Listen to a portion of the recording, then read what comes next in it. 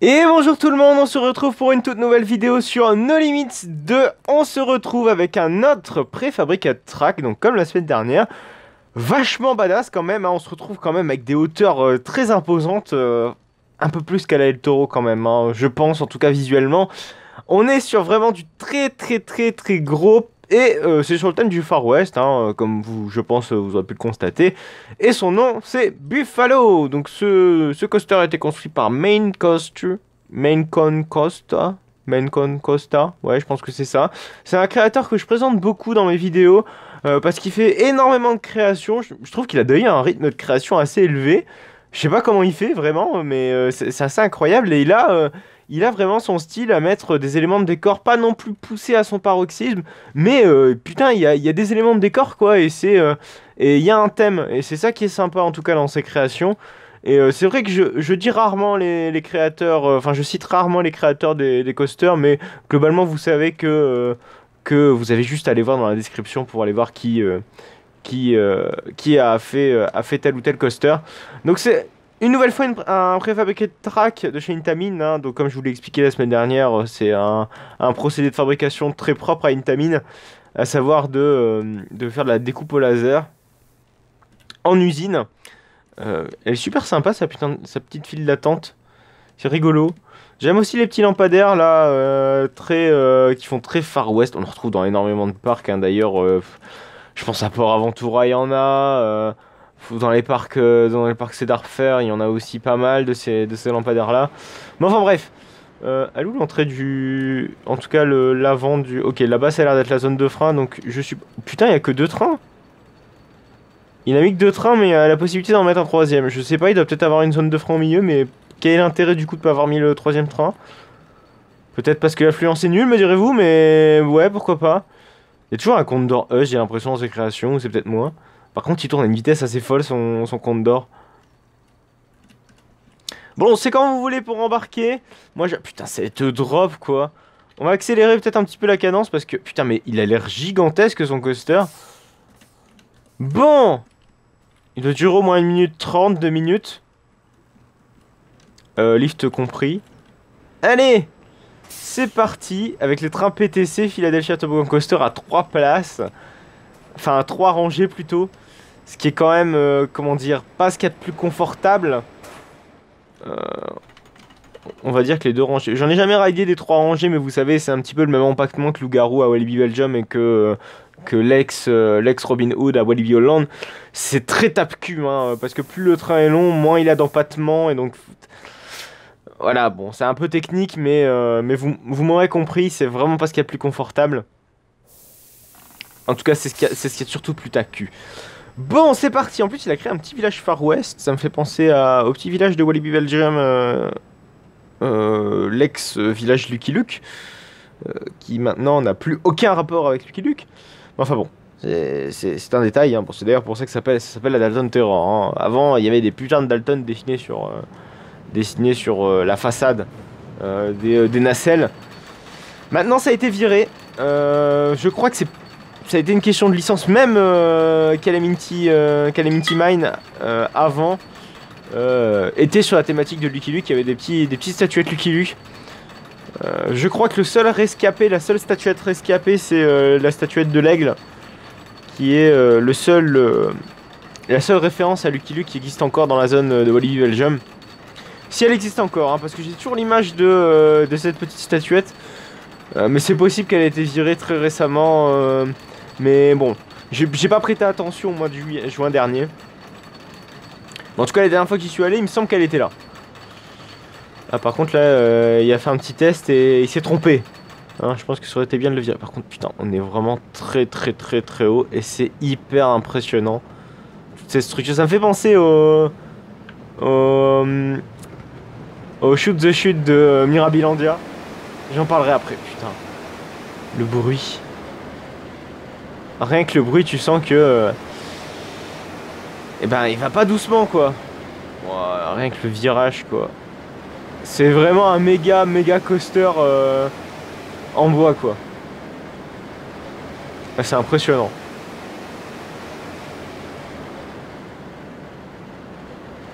Ça doit être hyper impressionnant.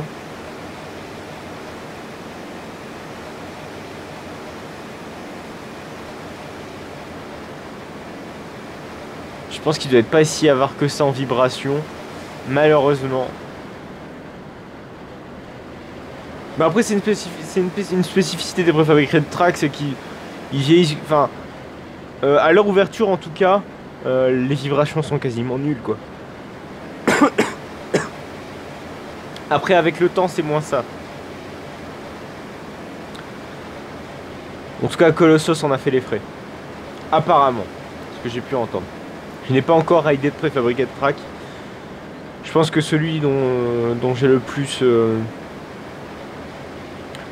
dont j'ai le plus à même à faire, c'est Colossus ou Balder, mais je pense qu'il y a plus de chances que je fasse Colossus avant. Mais c'est pas impossible que je fasse Balder avant, ou même El Toro, mais bon. Voilà, bon c'était un petit wooden, un gros putain, pourquoi j'ai dit un petit wooden, c'est quand même un wooden ma foi assez gigantesque, sympa. Oui je disais, ces petits virages, enfin ce virage après la drop très impressionnant, ça me fait penser au Shoot the Shot. Putain, mais quand même quoi, la structure quoi. Au Shoot the Shot de Mirabilandia, qui a un petit virage comme ça, et je kiffe en fait parce que même si le Shoot the Shot est pas très haut, même si certains voilà, coasters ne sont pas très hauts, je trouve que pris très lentement, ça met un peu suspense à l'attraction et j'aime bien ce genre de virage.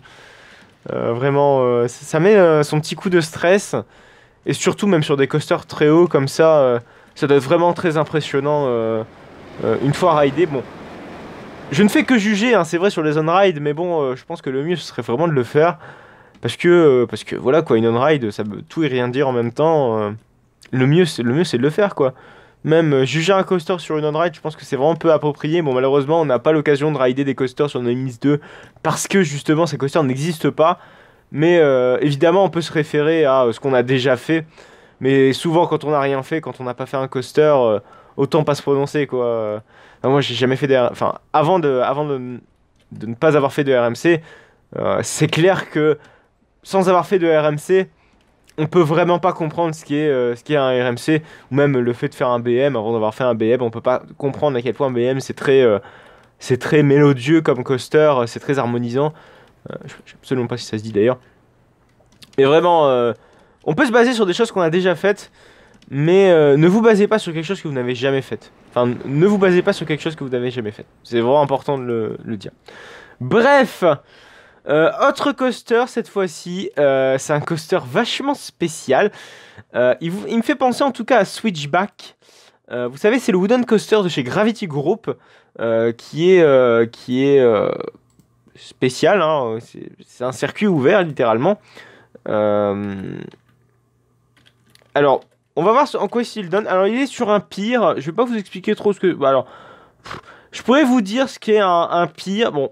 Grosso merdo, un pier, c'est tout simplement en bord de mer, des pontons que vous avez en bord de mer. Bon, si vous avez joué à Roller Coaster Tycoon 3, je pense que vous voyez très clairement ce que c'est ce que je suis en train de dire. Mais bref, voilà, c'est vraiment une zone au bord de l'eau, voilà. De toute façon, vous voyez, c'est ça, un pier. Mais sur Roller Coaster Tycoon 1, sur le premier du nom, on avait un scénario de pier qui est, ma foi, assez... Ah, c'est toujours très sympa, ces petits trucs-là. Bref. Donc c'est un coaster de type Switchback à ZDTS Amusement Park, donc c'est dans le Texas aux US, qui est un coaster donc à layout ouvert qui est très compact, un petit peu comme le coaster qu'on va voir dans quelques instants. Putain, par contre, ce virage là il est quand même chelou. Mais bref, je pense qu'il a été vraiment inspiré de celui-ci et son nom c'est Zaps Arcade. Oh putain, je kiffe vraiment ce pier. Ça c'est un truc que j'ai jamais fait, vous savez, les piers américains. J'aimerais vraiment en trouver un, mais avec des trucs intéressants, genre des petits coasters intéressants comme celui-ci, ça peut être vraiment sympa. Après celui de Grenalode m'attire vraiment bien. C'est le pier le plus connu hein, en Europe. C'est à Copenhague il me semble. Et c'est vraiment un lieu très sympa à, je pense, découvrir. Merde, je me suis trompé de... Excusez-moi, je voulais voir... Oui, je me suis engagé dans la file d'attente de cette Space Shot alors que je m'en fous littéralement. Est-ce qu'on veut voir? Nous, c'est ce petit coaster. Alors, l'entrée de ce coaster a l'air d'être ici. Ouais, déjà, il me fait penser aussi à Twister, qui est le Wooden Coaster Gravity Group de Grönalund. Voilà. Donc c'est bien... Ah, c'est à Stockholm, excusez-moi, je me suis trompé. C'était pas à Copenhague. Et qui est un pire d'ailleurs au coaster très compact. Voilà. Putain, ça doit être vraiment sympa de découvrir un coaster comme ça. En plus, il a vraiment une architecture très peu commun. Bon, très propre au Gravity Group aussi. Alors j'essaie de trouver cette file d'attente. Elle est ici, voilà, c'est parfait. Ah putain, ouais, vraiment, ces virages très serrés, ça me donne vraiment envie. En plus, c'est très proche, vous voyez. J'aime beaucoup ces petits wooden, en tout cas, ces aspects petits wooden qu'on retrouve sur Heidi. Vraiment très twisted. Bon, allez, c'est parti. Avec cette gare minuscule, mais qui malheureusement est obligatoire sur un pier. On n'a pas le choix, hein, on est en manque de place constante dans ce genre d'environnement. D'ailleurs, ouais, regardez, ouais, c'est du switchback quoi. Donc, vous allez voir, c'est un layout ouvert. Il va y avoir des transferts track. Au passage, Groenland qui est en manque de place absolument phénoménal, mais qui arrive quand même à trouver la place pour mettre un putain d'inverted BM, qui est d'ailleurs prévu depuis bien longtemps. Mais bon. Mais en tout cas, il respecte les délais, c'est-à-dire de 2021 en tant qu'ouverture. Ce sera, je crois, le deuxième Inverted BM à posséder un Junior Immelmann, il me semble. Avec Black Mamba qui a une... Ah non, finalement, il y en a eu plus. Ah ouais, mais c'est des coasters très récents qui ont des Junior Immelmann. Bref, on va essayer de découvrir ce petit coaster. Donc déjà, premier transfert track. Ok, pourquoi pas.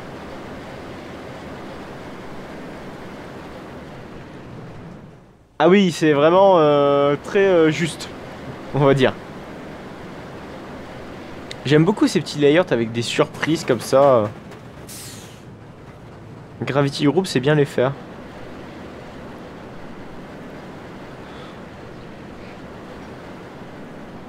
Et comme ça, dans cet environnement très condensé, ça doit rendre tellement bien. Oh, avec une petite aversion à la fin.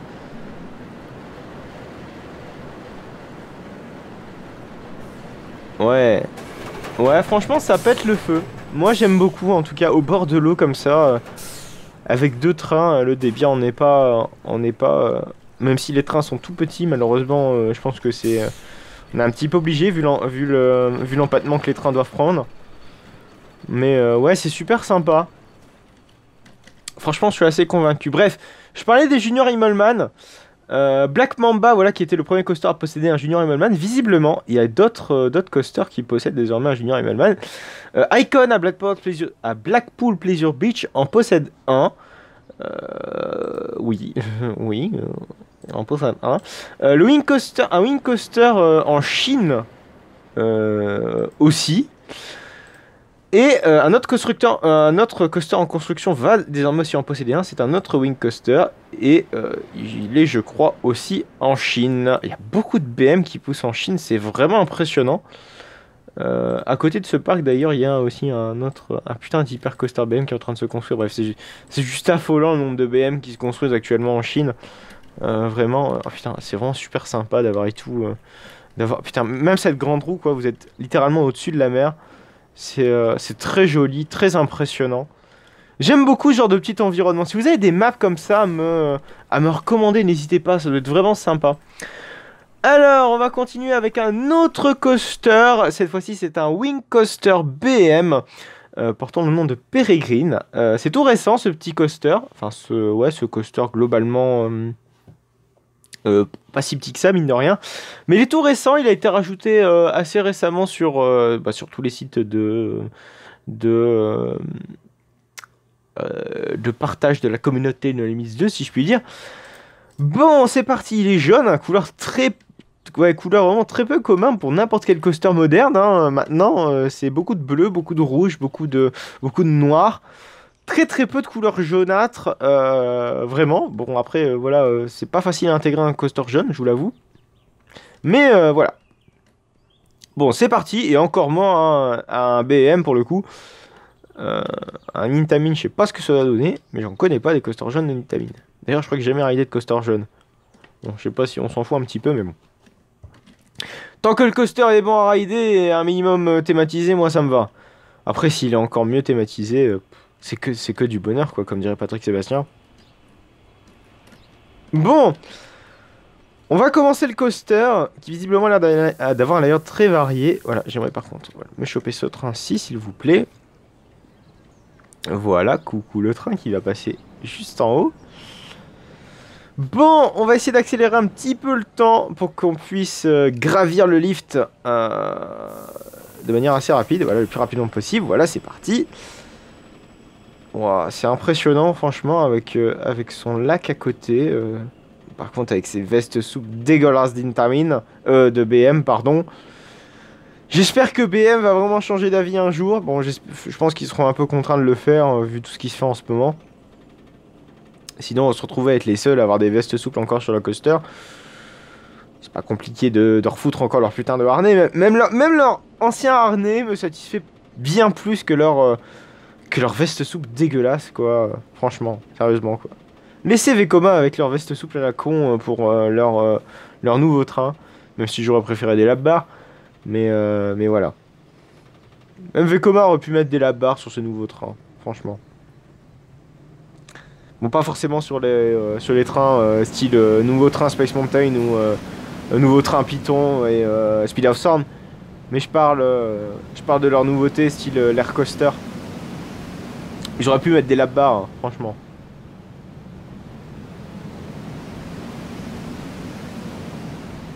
Très planant en tout cas comme BM, bah c'est ce que BM fait quoi.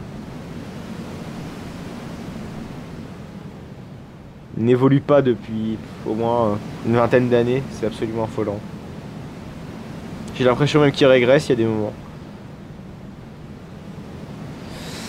C'est dommage. Ils ont eu leur pic en 2012 avec Shambhala, Osiris. Mais depuis, c'est plus rien quoi. C'est plus un coaster qui arrive à se démarquer de chez BM, c'est dommage. Vraiment dommage. Quand j'ai fait Oblivion à Guardaland, c'est d'une tristesse affolante quoi. C'est une tristesse affolante. Il y a que Baron qui Baron, c'est vraiment un cas particulier parce que Baron finalement, c'est sa théma qui fait tout. BM n'est que là que pour assurer le système de transport qui est ma foi largement convenable, hein. En fait, ce qui Baron, je pense que je l'aurais pas trop apprécié s'il avait vraiment ses vestes souples. Mais Baron, il est très neutre en termes de sensations. Il se suffit, on va dire que la théma se suffit à lui-même. Et c'est juste le fait de... En fait, je pense que littéralement Efteling a fait appel à BM histoire de pas avoir un coaster de merde. Un peu comme l'erreur qu'ils ont fait avec Comeback. D'avoir un water coaster, comment dire, un système de transport très capricieux. Je pense qu'ils ont dû vraiment jouer l'assurance au niveau de ça. Même avec GCI, hein, c'est la même chose. Bon, j'espère qu'ils vont réussir à faire quelque chose d'un peu plus osé avec le nouveau coaster d'Intamin. Oui, ce sera un launch coaster d'Intamin, même si ce sera un family. J'espère qu'ils arriveront à faire un truc sympa. Je parle pas de Matsumoris, hein, je parle de leur plan d'extension qui est déjà prévu depuis bien longtemps, qui est censé être juste derrière le Storm Train. Bon, vous allez me dire, le Storm Train, il fait tellement un long tour que bon... voilà quoi, putain, ce coaster il est vraiment très joli. Il sera, ouais, allez, juste derrière Python, mais légèrement décalé vers Vogelrock, vous voyez. Donc il sera dans ce coin-là. Au passage, cette zone-ci, elle est déjà définie sur le plan. Enfin, il n'y a pas encore de petits écritons en disant oui, il va y avoir une nouveauté à cet endroit-là sur le plan. Mais il y a déjà une belle parcelle d'herbe qui a été représentée sur le plan du parc.